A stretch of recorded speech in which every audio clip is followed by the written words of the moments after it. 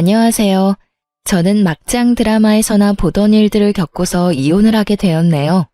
사연을 쓰는 지금도 제가 경험한 일이 맞는 건지 싶을 정도로 현실에서 일어나긴 힘든 경험을 했다 싶네요. 경험하지 않았으면 좋았을 일이긴 하지만 이미 일어난 일이니 어쩌겠어요. 이젠 그 경험으로 인해 어떠한 일에도 쉽게 흔들리지 않는 더욱 단단한 사람이 되었다 하고 생각하며 살고 있어요. 처음 남편을 만났을 때만 해도 그런 말도 안 되는 일이 저에게 일어날 거란 생각도 하지 못했는데 처음 남편은 참 다정한 사람이었거든요. 거기에다 성실하기까지 했어요. 회사 동료로 처음 만난 남편은 주변 동료들이 임무와 칭찬을 할 정도로 성실하고 성격 좋은 남자였어요. 저와는 동기지간으로 서로 의지하는 일이 많았죠. 그러던 어느 날부터 남편이 저를 보는 눈빛이 오묘하더라고요. 직장 동료를 보는 눈빛이 아닌 어딘가 모르게 끈적거리기도 하고 느끼하기도 하고요. 이런 제 느낌은 단순히 오해가 아니었어요. 저기 윤영 씨, 나 윤영 씨 좋아해. 입사했을 때부터 첫눈에 반해서 이때까지 쭉 좋아했어. 그래서 하는 말인데 나한테 기회를 좀 주면 안 될까? 갑자기 고백을 해오니 저는 크게 당황하고 말았죠. 좋은 사람인 건 맞지만 남자로의 매력은 글쎄요. 확 끌리는 것이 없다고 해야 하나? 하여튼 애매했어요. 하지만 남편의 적극적인 구애에 전 생각해보겠다는 말로 기회를 주었고 남편은 저의 곁에서 한결같이 마음을 쏟아주더라고요. 결국 전 그런 남편을 받아주게 되었고 막상 마음을 나누며 마음을 가지다 보니 저 역시 남편에게 푹 빠져 결혼까지 하게 되었습니다. 그렇게 저희는 6년이란 세월을 살아냈어요. 저희 사이엔 아이가 없었는데 의도적으로 가지지 않은 건 아니었고 어쩌다 보니 그렇게 되었더군요. 결혼 4년차 때까진 자연임신이 되지 않았고 그 후론 병원은 절대 싫다던 남편을 설득해 어렵게 병원 예약까지 했었지만 그 타이밍에 오랫동안 병원 생활을 하시던 시부가 돌아가시며 병원을 가지 못했었어요. 그 후론 어영부영 하다 보니 어느새 결혼 6년 차가 되었더라고요. 다행인지 불행인지 시댁에서는 아이에 대한 압박은 전혀 없었고 저 역시 아기를 가지고 싶은 시기가 지나고 나니 임신에 대한 욕심이랄까 미련이랄까 그런 감정들이 점점 무뎌져 크게 노력하지 않는 상황이 되었던 거죠. 아기가 없다 보니 남편과 저는 결혼 생활 6년이 무색할 만큼 신혼의 느낌이 남아있을 정도로 사이가 좋았어요. 오롯이 서로에게만 집중을 하면 되니 싸울 일도 적었고요. 무엇보다 남편이 한결같이 다정한 모습을 보여주니 정말 남자 하나는 잘 골랐다는 생각이 들기도 했었는데 어느 날부터 그런 남편이 변하기 시작하더라고요. 서서히 변하는 것도 아닌 하루아침에 남편이 낯설게 느껴질 만큼 저를 쌀쌀맞게 대하기 시작하는데 이게 무슨 일인가 싶더라고요. 남편이 달라진 것은 말뿐만이 아니었어요. 지난 6년 동안 가끔 다투는 일이 있더라도 잠만은 한 침대에서 자야 한다며 제 옆에 꼭 붙어 자던 남편이었는데 변했다고 느낀 순간부터 회사 일이 바빠 일을 마저 보고 자야 한다며 안방이 아닌 서재에서 자는 날들이 길어졌어요. 결국 전 이대로 안 되겠다는 생각이 들어 서운함을 비추며 말했죠. 여보, 요즘 나한테 너무 소홀한 거 아니야? 내가 뭘? 이런 핑계 저런 핑계 대면서 잠도 서재에서 자고 말투도 좀 쌀쌀맞아졌고 말이야. 그리고 그 눈빛, 요즘 날 보는 눈빛이 예전 같지 않단 말이야. 이런 핑계 저런 핑계 대는 게 아니라 정말로 일이 바빠서 그래. 그리고 우리 결혼한 지 6년이 넘었어. 내가 로봇도 아니고 어떻게 늘 한결같을 수가 있겠어? 아무리 그래도 하루아침에 당신이 변하니까 내가 너무 서운해서 그렇지. 당신은 서운할 시간도 있고 한가해서 좋겠다. 나는 요즘 일이 바빠서 잠잘 시간도 모자라는데 말이야. 어찌됐든 한동안은 나 일 때문에 바빠서 좀 예민할 거니까 당신이 이해 좀 해. 우리 집에 신경도 좀 쓰고 며칠 전에 엄마랑 통화했는데 당신한테 요즘 연락 한 통 없다고 섭섭해 하시더라. 한 달 전만 하더라도 제가 섭섭하다고 하면 어떻게 해서든 제 마음을 풀어주려고 노력하던 남편이었는데 하루아침에 사람이 변해도 어쩌면 저렇게나 변할 수가 있는지 제가 알던 남편이 맞나 하는 생각마저 들더군요. 이런 제 마음을 눈치챘는지 남편은 저를 한번 쓱 보더니 이렇게 말을 하더군요. 바쁜 일만 끝나면 당신하고 나하고 휴가 좀 내고 여행이라도 가자. 그때 내가 당신 마음 풀어줄게. 요즘은 정말 내가 너무 정신이 없어서 그래. 일 처리도 다 안 됐는데 계속해서 일은 밀려 들어오고 어떻게 해서든 일 처리를 하려다 보니까 실수는 많아지고 말이야. 그래서 내가 요즘 진짜 힘들어. 몸이 10개라도 모자란 지경이라고. 그러니까 당신이 조금만 참아주라. 이렇게까지 말하니 극한 말투와 눈빛이 뭐라고 이리도 힘든 남편을 잡아댔나 미안하기까지 하더라고요. 내가 미안해. 나는 당신이 그렇게까지 힘든 상황인 줄 꿈에도 몰랐어. 그저 좀 바쁜가 보다 싶었지. 어찌됐든 바쁜 것만 끝내놓고 나랑 놀아주기다. 나 연차도 많이 쌓여있고 당신만 시간 내면 언제든지 여행 갈 수 있어. 그래, 알겠으니까 엄마한테 전화나 좀 해. 그러다가 엄마 부르릉 떨어진다. 알겠어. 마음이 풀린 저는 남편의 말대로 시모에게 전화를 걸었고 들은 대로 시모가 단단히 심통이 난 듯 툴툴거리며 전화를 받더군요. 어머님, 뭐 하세요? 뭐 하긴, 할 일 없는 노인네가 뭐 하겠냐? 그냥 있지. 그런데 무슨 일이냐? 그간 연락도 없더니. 에이, 어머님, 누가 들으면 몇 달씩 연락 한 통 안 드린 줄 알겠어요. 저번 주에도 통화했었잖아요. 그깟 전화 좀 해줬다고 지금 나한테 유세 부리니? 그리고 네가 언제 나한테 전화를 했다고 하니? 너 꿈꿨니? 도대체 누구랑 통화하고 나한테 전화했다고 우기는 거야? 제가 우기는 게 아니라요. 어머님이 잊으신 것 같아요. 정 제 말이 믿었지 않으시면 전화 끊으시고 통화 목록 한번 보세요. 아유, 몰라. 어찌되었든 너 그러는 거 아니다. 늙은 시모 이런 식으로 홀대하는 거 아니란 말이야. 내가 너 시집와서 애 하나 못 낳는다고 잔소리한 적이 있니? 아니면 날마다 집에 찾아오라고 시집살이를 시킨 적이 있니? 내가 너한테 잔소리하는 사람도 아닌데 왜 그렇게 찾아오기는커녕 연락도 자주 안 하는 게야? 설마 내가 너무 잘해주니 내가 만만해서 그따위로 행동하는 거니? 아니에요, 어머님. 왜 말을 그렇게 하세요? 제가 언제 어머님을 무시했다고. 그런 거 아니니까 마음 푸세요. 마음 풀기는 무슨. 내가 너 앞으로 어떻게 하는지 두고 볼 거야. 싫은 소리 듣기 전에 알아서 잘해. 시모가 조금 까칠한 면이 없지 않아 있긴 했지만 이 정도는 아니었는데 유독 짜증스럽게 구는 시모를 보니 제가 좀 너무했나 하는 생각이 들기도 하더라고요. 평소에도 저런 말을 달고 사는 극성 시모 같았다면 또 시작이라 하고 넘겼을 텐데 까칠하긴 해도 저렇게까지 말하는 사람은 아니었으니까요. 그래서 전 남편에게 어떻게 해야 할지 하고 고민을 털어놓게 되었고 남편에게선 의외의 말을 듣게 되었어요. 여보, 어머님이랑 통화했는데 많이 서운하신 것 같더라. 평소와는 좀 다르게 짜증도 많이 내시고 화도 좀 내시더라고. 앞으로 어떻게 할 건지 두고 볼 거라고도 하시고 어머님 그런 말까지 하실 분은 아니잖아.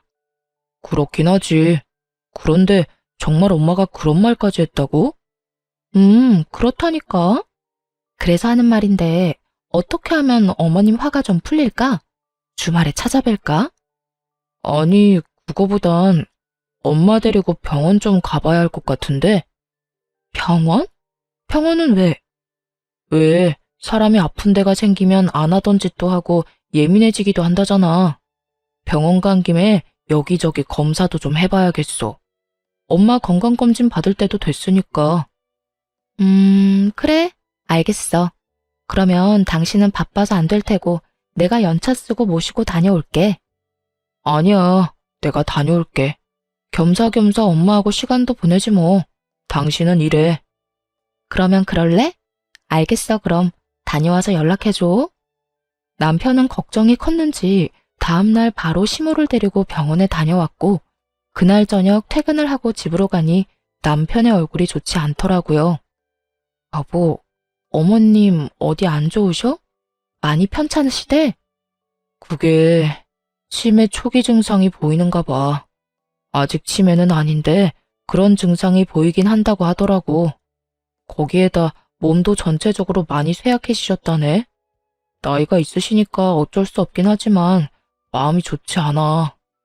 예상치 못한 결과에 무슨 말을 어떻게 해야 할지 몰라 쉽사리 말할 수가 없더라고요.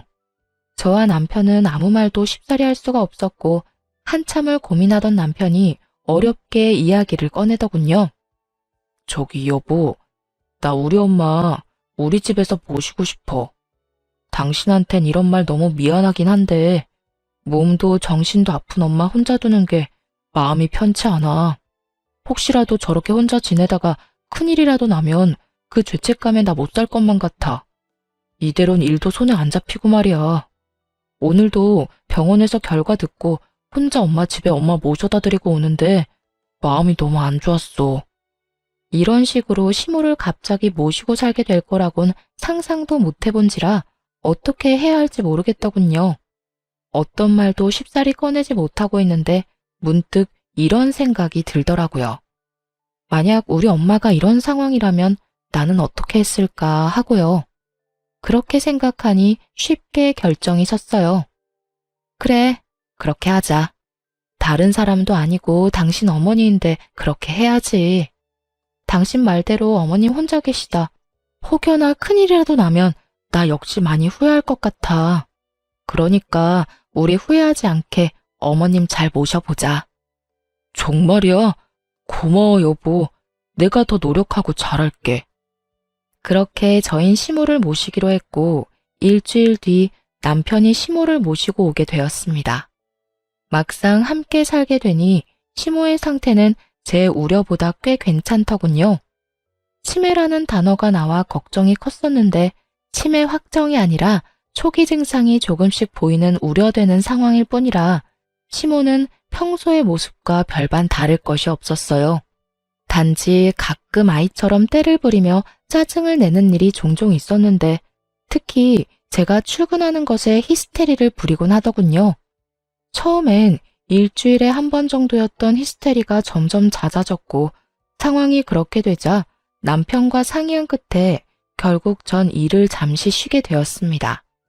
시모가 너무 싫어하기도 했고 저와 남편이 출근한 사이 시모에게 무슨 일이 생긴다면 애써 시모를 모시고 산 게 무슨 소용이 있겠나 싶기도 했으니까요.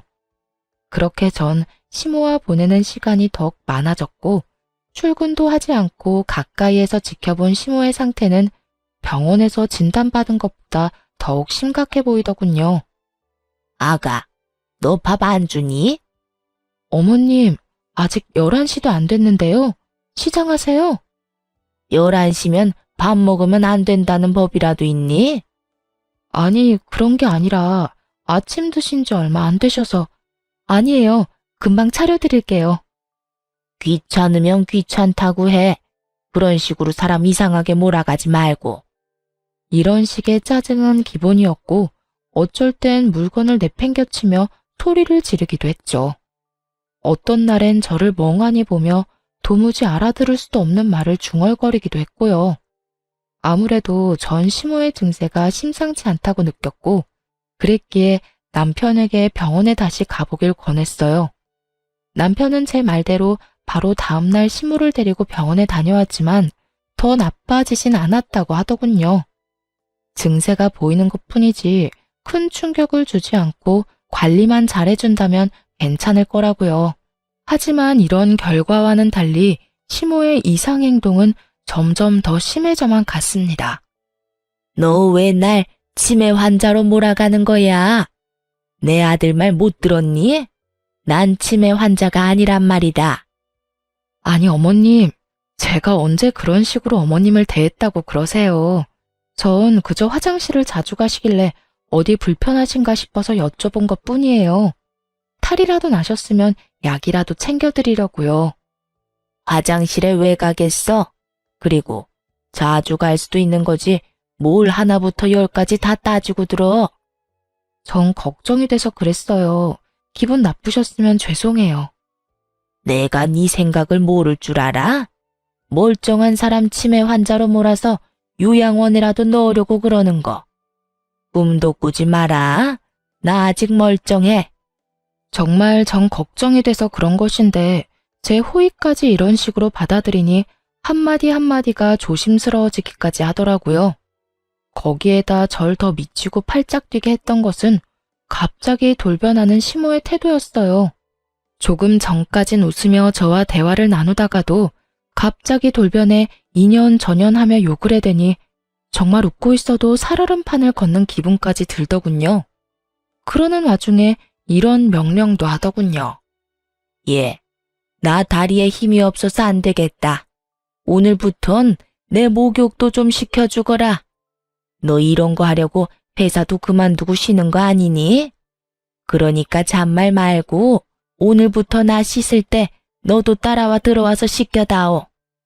상황이 이렇게 되자 어느 정도 각오를 했음에도 불구하고 점점 지쳐가더라고요. 멀쩡한 시모를 모시고 사는 것도 진이 빠지는 일인데 몸도 정신도 성취하는 시모를 모시고 산다는 것은 생각보다 더욱 힘든 일이었죠.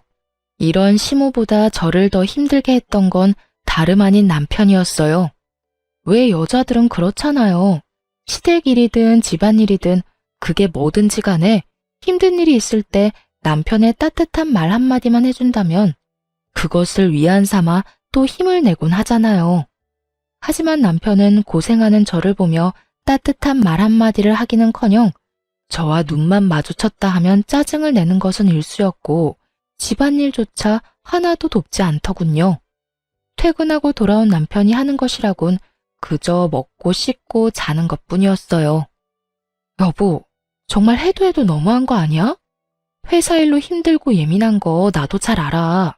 그래서 나도 이해해보려고 노력했는데 아무리 힘들다고 해도 이건 아니지. 내가 뭘 어떻게 했다고 힘든 사람 붙잡고 이 난리야. 내가 당신한테 뭐 잘못했어? 내가 무슨 죄인이라도 되냐고. 왜 나랑 눈만 마주치면 짜증을 내? 거기에다가 내가 이 집 식모야? 내가 이 집 요양보호사라도 되냐고.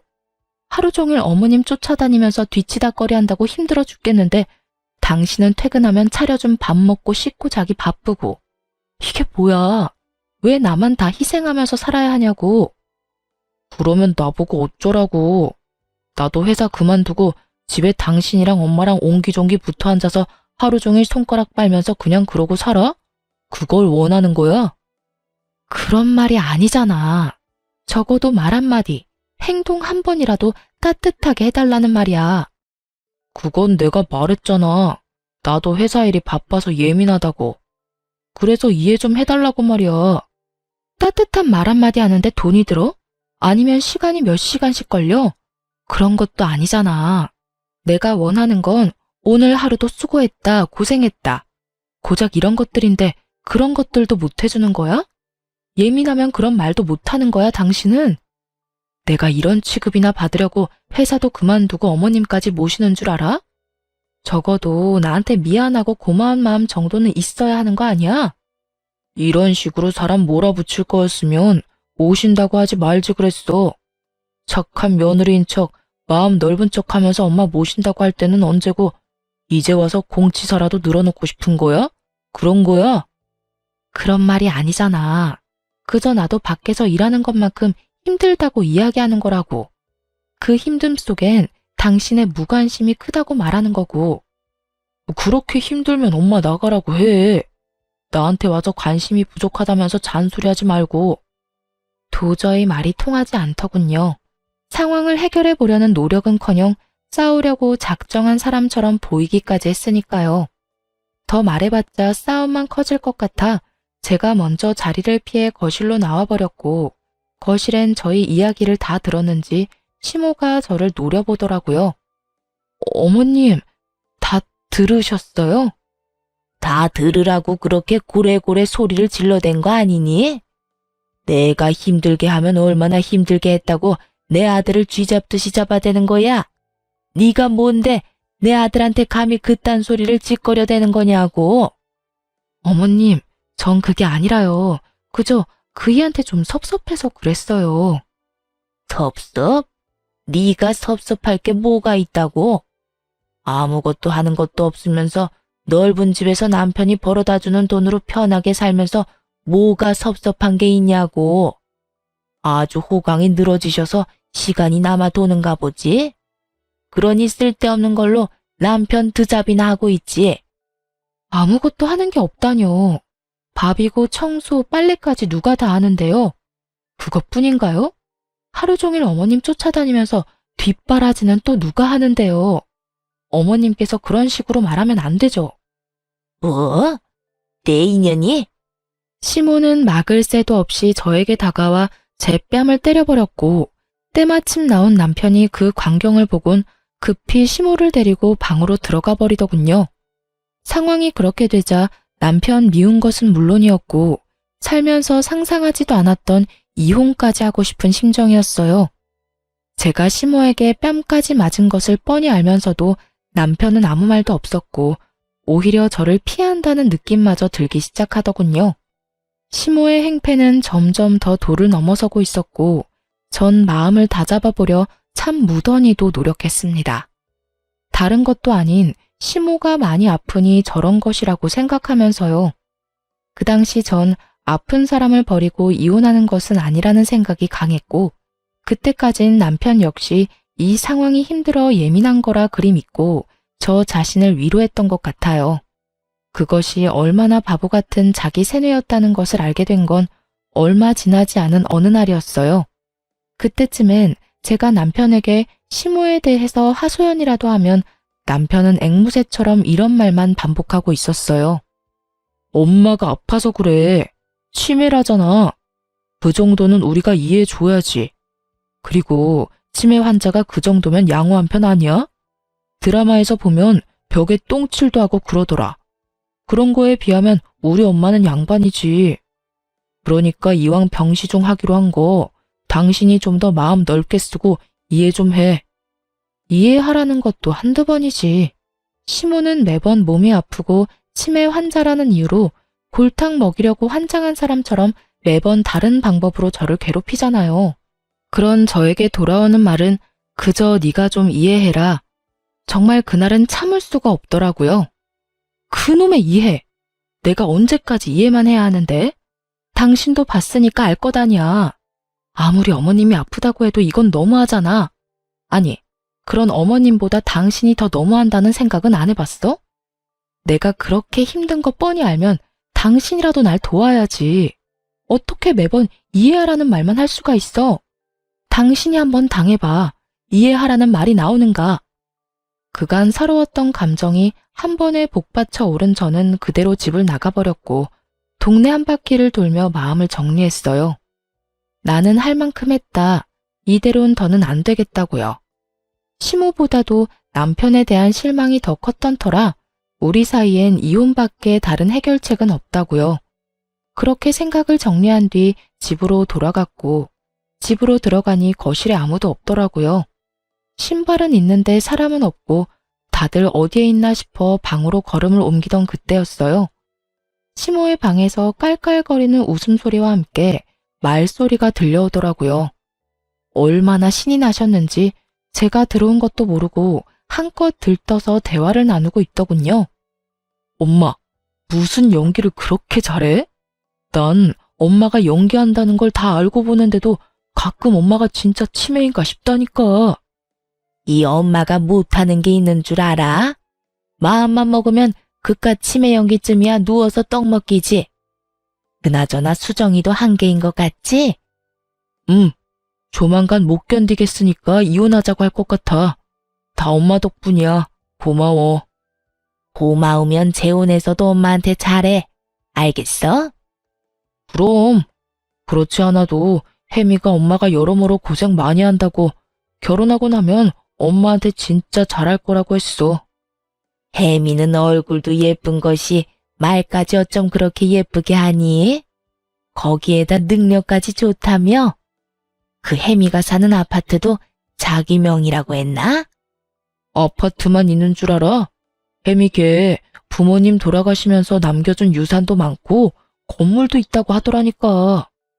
돈도 돈인데 나 혜미 정말 사랑해. 혜미도 날 진심으로 사랑하고. 그러니까 그 어리고 돈 많은 애가 얼마든지 기다릴 테니까 이혼만 하고 돌아오라는 거 아니겠어? 우리 아들 능력도 좋지. 어떻게 그런 여자를 다 만났대? 진짜 캠이랑 결혼했으면 이런 고생 안 하고 얼마나 좋아. 에이 엄마, 이제 와서 그런 후회해봤자 뭐해? 그런 생각할 시간에 어떻게 하면 저 찐득이 떼어낼지 고민이나 더 해봐. 나도 저 진드기한테 매몰차게 구는 것도 하루 이틀이지.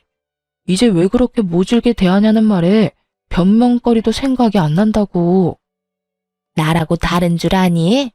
조금만 괴롭히면 금방 두 손 두 발 다 들고 당장이라도 이혼한다고 할 줄 알았더니 애가 독해도 어쩌면 저렇게 독할 수가 있는지. 그러게 말이야. 나도 이렇게나 독한 여자인 줄 꿈에도 몰랐다니까. 빨리 좀 그 입에서 이혼 소리 나오게 할 방법 없을까? 스스로 걸어 나가야 위자료 한 푼이라도 더 아낄 텐데. 그렇지 않아도 이번엔 머리털을 죄다 뽑아놓을까 싶다. 그때 네가 말리지만 않았더라도 머리털을 다 뽑아놓고 제발 이혼해달라고 빌게 만들 수 있었는데 그때 왜 말린 거야 도대체? 그땐 갑자기 엄마가 손찌검까지 하니까 나도 놀래서 그랬지. 넌 그게 문제야. 착해 빠져서는 이번엔 절대 나서지 마. 알겠어? 내가 완전 치매 중증 환자처럼 미친 척하면서 난리 한번 부려줄 테니까 말이야. 알겠어. 엄마 고마워. 남편이 외도를 저지르고 있다는 것도 충격적인데 새 여자와 새 살림을 차리기 위해 계획적으로 저를 괴롭히고 있었다는 사실을 듣는 순간 다리에 힘이 다 풀리더군요. 아들의 외도를 말리기는커녕 위자료까지 아껴주며 이혼시키려고 나서서 돕는 시모라니 그 역시 과히 충격이 아닐 수 없었습니다.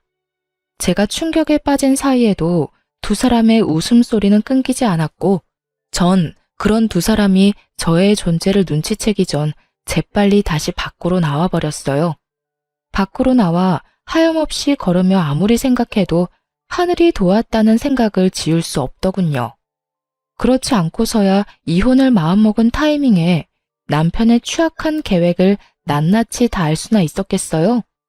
외도를 저질러 이혼은 하고 싶은 마당에 위자료 아끼려고 저딴 치졸한 짓거리까지 하는 인간이라니 아무리 생각해도 깔끔하게 이혼해주는 것은 아니란 생각이 들더군요. 그래서 전 이혼은 잠시 미뤄두고 복수라는 걸 결심했습니다. 제가 당한 것이 있는데 똑같이 갚아줘야 한이라도 풀리지 않겠어요? 우선 흥신소를 통해 남편의 뒤를 밟기로 했어요. 제가 모르는 무언가가 더 있을까 해서였죠. 그렇게 흥신소의 연락을 기다리는 동안 감쪽같이 치매 연기를 하며 저를 못살게 굴었던 시모에게 하나하나 다 갚아주기 시작했어요. 시모의 괴롭힘은 주로 남편이 출근하고 난 후에 시작되곤 했는데 남편과 작당 모의를 하고 난 다음 날은 아예 작정하고 유독 심하게 히스테리를 부리기 시작하더군요. 시작은 아침 식사 자리부터였죠. 어찌 된 게 넌 시집 온 지가 언젠데 간 하나 똑바로 못 맞추니? 너 내가 아픈 환자라고 일부러 이딴 식으로 만드는 거니? 네가 병수 발드니까 이딴 음식 줘도 찍소리도 하지 말고 주는 대로 처먹으라고?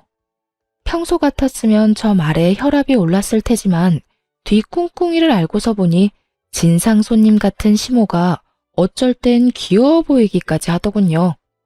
얼마나 애 같았으면 아침 대바람부터 맛있다고 밥을 2그릇이나 비우고 간 남편과 똑같은 반찬을 먹고도 졌단 말이나 짓거리나 싶어서요. 저는 아무런 대꾸도 하지 않고 어디까지 지랄을 떠나 그저 지켜보았고 그런 제 행동에 약이 오를 대로 오른 시모가 냅다 밥그릇을 집어던지며 욕설을 뱉어내기 시작하더군요.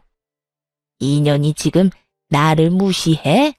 감히 시어미가 이야기하는데 대꾸 한마디 않고 앉아서 밥이나 처먹고 있고. 너 그딴 행동은 어디서 배운 게야? 니녀 놈이 아비가 그딴 식으로 알려주디? 그 순간 잘 됐다 싶더군요. 어떻게 대갚아주면 속이 후련할까 고민스럽던 찰나에 이렇게나 판을 깔아주니 마다할 이유가 전혀 없었죠. 전 지랄 발광을 해대는 시모를 빤히 보다 식탁 위에 올려진 그릇들을 하나도 남기지 않고 그대로 다 던지고 없고 그야말로 미친년처럼 날뛰어 주었어요. 그리곤 깜짝 놀란 토끼 눈을 한 시모에게 이렇게 말해주었습니다. 어머님, 앞으로 남은 여생 몸 성이 지내고 싶으면 이딴 추태는 부리지 마세요. 저라고 이때껏 성질 없어서 다 받아주면서 참고 산 줄 아세요? 다 가정 지키고 아픈 어머님 불쌍해서 참아준 건데 계속 이딴 식으로 굴면 저도 못 참아요.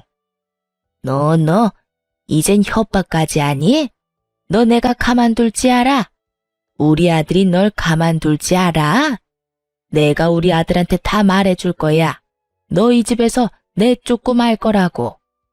말은 이렇게 했지만 시모는 겁에 잔뜩 질린 듯 했고 소리를 지르며 방으로 도망치듯 들어가 버리더군요.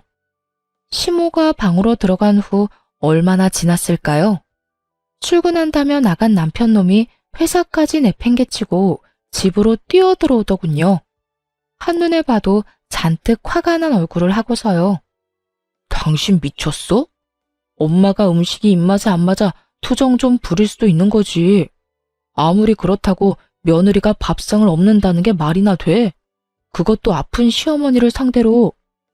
당신이야말로 너무한 거 아니야?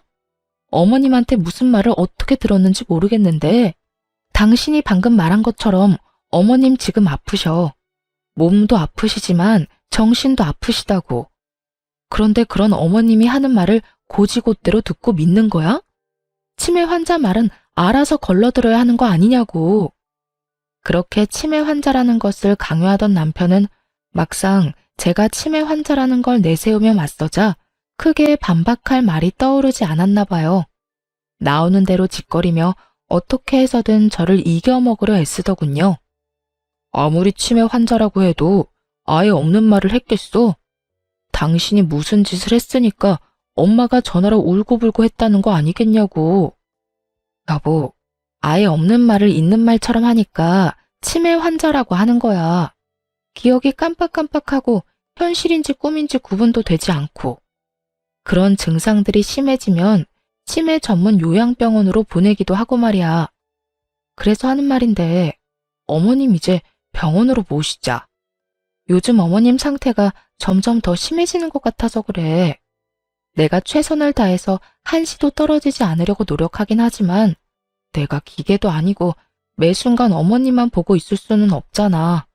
혹시나 내가 잠시라도 못 보는 사이 어머님 크게 다치기라도 하면 어떻게 해? 요양병원? 병원은 무슨 병원이야. 그런 데는 아픈 사람들이 가는 곳이잖아. 제대로 걷지도 못하고 정말 정신 나간 사람들이 가는 곳. 여보, 당신 엄마 다리에 힘없어서 나한테 목욕 수발도 받고 있고 정신도 아파. 잊었어? 그래도 요양원은 안 돼. 그래, 당신이 싫다고 하면 하는 수 없지. 하여튼 여기서 상황이 더 안 좋아지면 요양원 알아볼 테니까 그런 줄 알아. 나 좀 피곤해서 그러는데 어머님이 엉망으로 만든 거 당신이 좀 치워. 아침부터 어머님이 난리치셔서 너무 지친다. 어? 이걸 나보고 치우라고? 왜? 치울 줄 몰라? 몰라도 해. 이제부터 배워야지. 우리 엄마 아니라 당신 엄마잖아. 앞으로 당신도 나서서 좀 도와. 저는 그대로 방으로 들어와 버렸고 조용하다 싶더니 이내 깨진 그릇 치우는 소리와 궁시렁거리는 남편의 목소리가 들리더군요. 그 후로도 시모가 절 괴롭히려는 시도는 많았지만 시작이 힘들어서 그렇지 한 번 되갚아주고 나니 두 번째, 세 번째는 쉽더군요. 아니, 쉬운 거를 넘어 즐겁기까지 했습니다. 시모가 먹는 것, 씻는 것 등으로 저를 괴롭히려 안간힘을 쓰면 저 역시 그럴 때마다 수태밥을 해서 준다거나 찬물로 샤워를 시켜버리는 등 가차없는 복수를 해주었으니까요. 한마디로 입을 뗄 때마다 더 큰 보복으로 시무를 대하고 있었죠. 상황이 그렇게 되자 시무는 도저히 안 되겠다 싶었는지 남편이 퇴근하는 순간을 맞춰 밑도 끝도 없이 제 머리채를 잡고 흔들더군요. 인연, 너 잘 걸렸다. 내가 너 벼르고 있었어. 이제 어떻게 할 거냐? 내 아들도 다 보고 있다 이거야. 오늘 나 살고 너 죽는 날이다 인연. 이거 놔요. 이거 당장 놓으라고요. 싫다. 내가 이때껏 얼마나 참았는데 이걸 놓겠어? 내가 말했지? 오늘 너 죽고 나 사는 날이라고. 어디 한번 죽어봐라. 분명 놓으라고 경고했어요. 경고? 웃기고 있네. 네가 뭘 할 수 있는데? 나한테 이렇게 머리채 잡혀서 힘도 못 쓰는 주제에. 다리에 힘이 없어 샤워도 혼자 못한다는 노인네가 어쩌면 그렇게 힘이 드센지 무턱대고 뿌리쳤다간 제 머리카락이 다 뽑힐 것만 같더라고요. 그래서 전 있는 힘껏 시모의 머리채를 같이 잡고 흔들어 버렸고 그런 저의 대응에 시모가 놀랐는지 잠시 움찔하더군요. 그 순간 전 시모의 손을 뿌리치고 곧바로 강 건너 불구경하듯 구경만 하고 있는 남편을 향해 있는 힘껏 밀어버렸어요. 너 미쳤어? 이게 뭐 하는 짓이야? 엄마 머리채를 잡는 것도 모자라서 밀치기까지 해? 전현이 드디어 미쳤구나. 정신병원은 내가 아니라 전현이 가야겠다 아들. 뭐하니? 당장 전현 앉혀놓고. 미친 게 분명하다 분명해. 그렇지 않고서야 어떻게 시험이 머리채를 잡는단 말이야? 엄마, 괜찮아? 어디 삐끗한 데는 없어? 너 우리 엄마 어디 다치기라도 했어봐. 내가 너 가만 안 둘 거야. 나 괜찮으니까 내 신경 쓰지 말고 당장 병원에 전화해라. 정신병원. 전현 저거 미친 게 분명해. 머리채를 먼저 잡은 것이 누군데 누굴 정신병으로 몰고 가는 것인지 모르겠더군요. 전 그런 두 사람에게 고래고래 소리를 질러주었어요. 이 상황에 내가 안 미치는 게 이상하지 않아? 이 미쳐 돌아가는 상황에 내가 어떻게 안 미치고 버티겠어? 당신 진짜 미쳤어? 미치려거든 곱게 미쳐. 어디서 우리 엄마한테 폭력이야? 머리채는 누가 먼저 잡았는지 잊었나 봐. 치매 걸린 네 엄마가 내 머리채 먼저 잡은 거 못 봤어? 네 엄마는 내 머리채 잡고 흔드는데 나는 가만히 있어야 해? 아, 맞다. 네 엄마 치매 아니었지 참. 그게 무슨 소리야. 우리 엄마 아픈 거 당신도 잘 알잖아. 웃기고 있네. 아직까지 모르겠니? 나 다 알아. 두 사람이 나 쫓아내려고 내 입에서 이혼 소리 나오게 하려고 연기한 거 다 알고 있다고. 저는 소리를 지르며 흥신소 직원에게 받은 남편의 외도 증거 사진들을 두 사람에게 던져버렸어요. 그러자 두 사람은 이제 후련하다는 표정으로 자리를 털고 일어나더니 이렇게 말하더군요. 아, 다 알았어? 그래서 당신이 근래 이상하게 굴었던 거구나? 어쩐지 이상하다더라니. 진작 다 안다고 말하지 그랬어? 아, 차라리 잘 됐어. 우리 이혼하자. 그래, 나도 연기하는 것도 힘들던 차에 차라리 잘 됐구나. 너 우리 아들하고 이혼하거라. 위자료 줘야 하는 게 좀 아깝긴 하지만 어쩌겠어? 상황이 이렇게 됐으니. 위자료 두둑하게 챙겨줄 테니 당장 이혼해다오. 어찌나 당당한지 모르는 사람이 보면 제가 외도를 저지른 것인 줄 알겠더라고요. 그 어미의 그 자식이라고 짓고 있는 표정마저 똑같은 것이 누가 더 인간 쓰레기인지 우위를 다투기 힘든 지경이었어요. 참 뻔뻔하기도 하다. 모르는 사람이 보면 내가 바람이라도 피운 줄 알겠다. 어쩌다 이렇게까지 인간 말종이 됐니? 그렇게 돈이 좋았어? 아니면 새로운 여자가 좋더니? 돈도 좋고 새로운 여자도 좋았지. 말이야 바른 말이라고. 당신한테 돈도 많고 얼굴도 잘생긴 젊은 남자가 이혼하고 오라고 하면 당신 같으면 안 흔들릴 자신 있어? 당신도 마찬가지야. 사람 마음 다 똑같다고. 아, 다 됐고. 그래서 이혼할 거야, 말 거야? 그래, 하자, 이혼. 그런데 당신 말처럼 쉽게 할 수는 없을 거야. 나 당신 말고 당신 엄마 그리고 상간녀 소송까지 다 할 거니까. 그리고 재산도 크게 한몫 뜯어낼 테니까 각오하는 게 좋을 거야. 저 역시 시모에게 보복은 할 만큼 했고 더는 그런 인간들과 한 지붕 아래 살고 싶지도 않았기에 이혼을 통보하고 그 집을 나와버렸습니다. 생각보다 이혼 진행이 길어졌지만 결과는 제 생각보다 더 좋게 끝이 났습니다.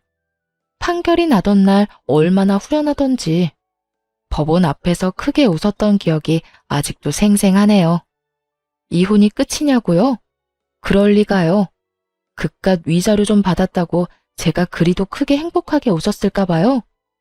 흥신소를 통해 알게 된 것인데 능력 좋고 돈 많은 그 상간녀는 사실 도박 중독자이더군요. 손모가지를 잘라내야 끊을 수 있는 것이 도박이라는 말이 있을 만큼 상간녀는 그 명성에 걸맞게 죽은 부모에게 상속받은 재산을 다 말아먹어가는 와중에도 도박을 하고 다니고 있더라고요. 건물과 집 담보로 대출을 한도 끝까지 받아 말아먹은 것은 기본이었고 저에게 준 위자료도 마지막 티끌까지 모아준 것이었어요. 이러한 사실을 전혀 알지 못했던 전 남편은 상간녀를 만나오며 돈까지 빌려준 상태였고 상간녀는 그 돈마저 다 날려버린 후였습니다. 이러한 사실은 이혼 소송이 마무리될 때쯤에 다 밝혀졌는데 이혼만 하면 인생 역전이라고 기대했던 남편놈이 사실은 상간녀가 허울 좋은 빈털털이라는 걸 알고 좌절하던 모습이 얼마나 통쾌했는 줄 모릅니다. 그것뿐인 줄 아세요? 제 앞에서 창피한 것도 모르고 시모와 합세해 상간녀를 잡아대더군요. 이 년이 다 너 때문이야. 돈도 없는 년이 어디서 내 아들을 깨어내서 이 사기꾼년, 이 나쁜 년. 내 돈 내놔. 내 돈 내놓으라고. 그게 어떤 돈인 줄 알고 도박으로 날려먹어. 이 도박쟁이년아. 이거 놔. 이거 왜 이래? 내가 돈 빌려달라고 했어? 돈 필요하다니까 묻지도 따지지도 않고 준 게 누군데 이제 와서 난리야. 그리고 내 돈 가지고 내가 뭘 하든 너희가 무슨 상관이야? 이거 놔? 지금 안 놓으면 나 두 사람 신고할 거야? 이 년이 뭐라는 거야? 누가 누굴 신고해? 너야말로 내 아들 돈 빼먹은 걸로 신고당할 줄 알아. 사기죄로 신고할 거라고. 그 후론 보지 않아도 뻔하시죠? 상간녀는 폭행죄로 두 사람을 신고하고 두 사람은 상간녀를 사기죄로 신고하고 개판도 그런 개판이 또 없더라고요. 어찌되었든 저의 위자료와 재산 분배는 무리 없이 만족스럽게 잘 받게 되었고 한동안은 그 인간들을 잊고 살았어요. 이따금 떠오르지 않았다면 거짓말이겠지만 한풀이는 다 해서 그런가 속 시원히 이혼하고 나니 후회가 된다거나 생각이 난다거나 그렇지는 않더라고요. 그렇게 지내면서 염치라는 게 있다면 저를 찾아오지 않겠거니 했는데 정말 염치라고는 없는 시모가 거짓골을 하고 회사까지 저를 찾아왔더라고요. 무슨 일이세요? 아가, 잘 지내니? 안부나 물으려고 여기까지 왔을 리는 없고 저 바쁘니까 할 말만 하고 가세요. 그게 너랑 헤어지고 우리 아들 폐인이 돼버렸다. 일도 안 하고 집에 틀어박혀서 인생 말아먹은 인간처럼 술만 마시고 있다. 그래서요? 그래서 저보고 어쩌라고요? 그래서 하는 말인데 그동안의 정을 생각해서라도 내 아들하고 다시 살아주면 안 되겠니? 사람 하나 살리는 셈치고 다시 재혼 좀 해주려무나. 내가 이렇게 용서를 구하마. 내가 다 잘못했어.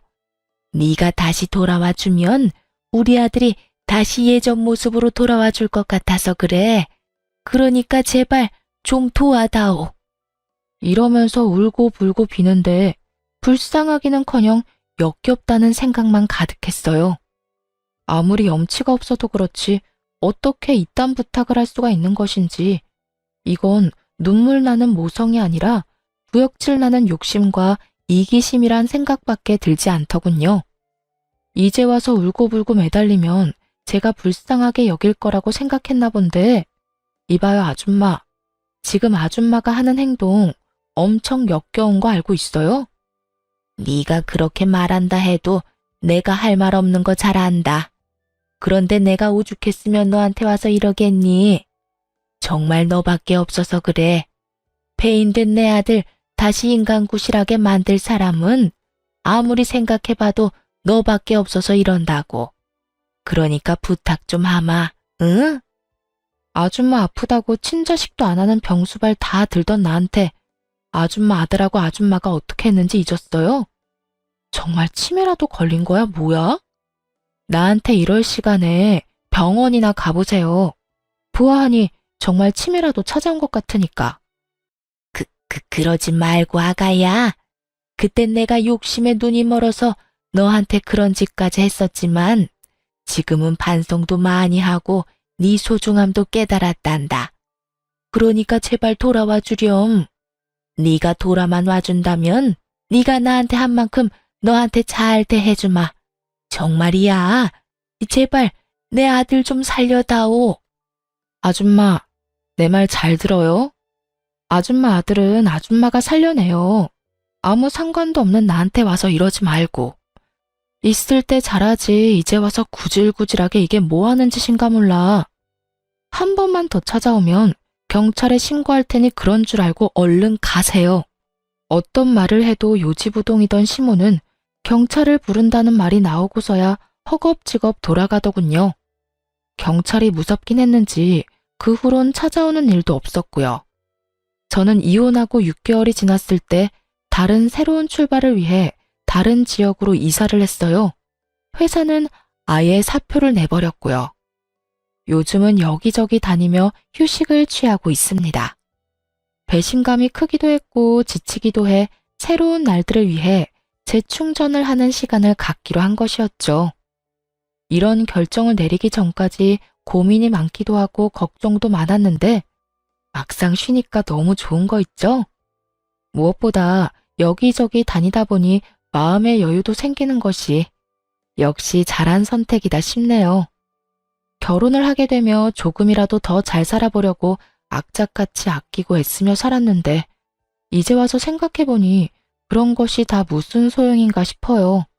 당장 내일 일도 모르는데 먼 미래를 보며 지금 이 순간을 놓치고 사는 게 맞는 일인가 싶기도 하고요. 그래서 전 앞으로 먼 미래보다 당장 지금을 조금 더 즐기며 살아가 보려고요. 여러분도 응원해 주실 거죠? 그러면 저는 이만 물러가 보겠습니다. 긴 시간 함께 해주신 모든 분 감사합니다.